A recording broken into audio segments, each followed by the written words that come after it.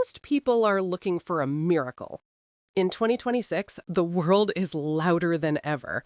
Everyone wants the 10x trade, the viral side hustle. But there is a quiet reality. The people who actually build wealth aren't lucky, they're just consistent. They understand a math that most people find too boring to use. It's called the 1% rule. It isn't about working harder. It's about being 1% more logical than the person next to you.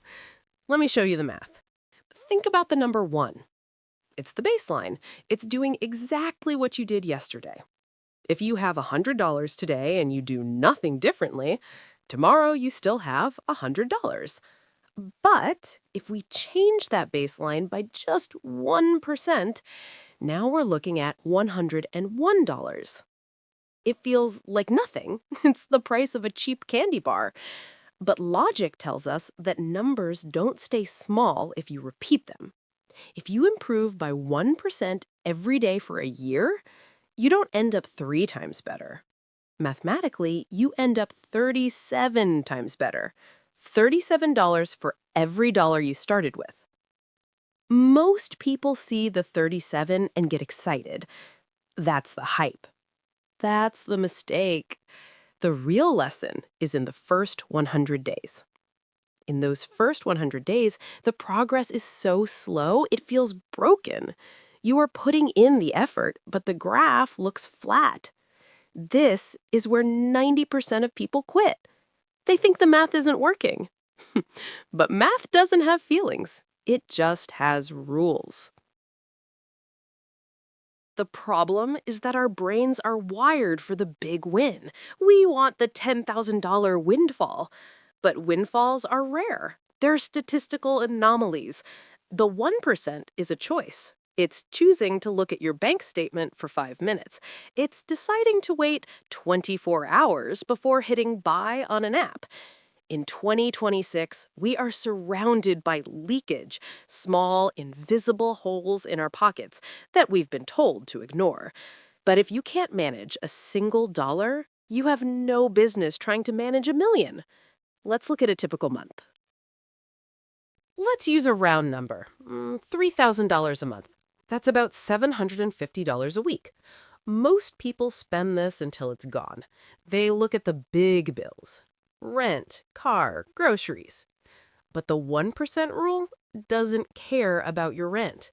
It cares about the leaks.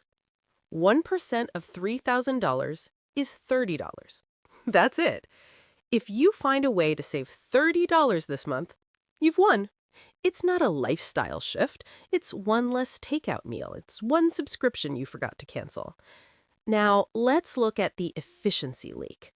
If you spend $100 on groceries and 10% of that food rots in the fridge, you didn't spend $100. You threw $10 in the trash. The 1% rule says, don't cut the groceries, just stop the rot. If you save that $30 every month and put it into a basic index fund, in a few years, that boring $30 has turned into $2,000. That's a flight.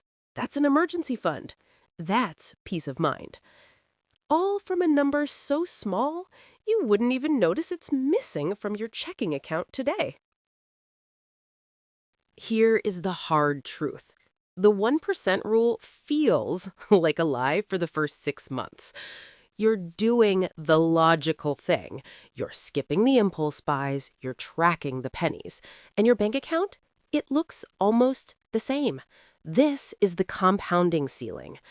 It's the point where your brain tells you that being smart isn't worth the effort because $30 doesn't feel like wealth. But wealth isn't a number. It's a temperament. In 2026, the world wants you to be reactive. The 1% rule makes you proactive. It's the difference between being the person who pays the interest and the person who collects it. Let's map this out. We aren't looking at years. We're looking at 100 days. On day 1, you find your 1%. You save $1, you automate a $1 transfer to a savings account. Total impact? $1. It's invisible. On day 50, You've done this 50 times.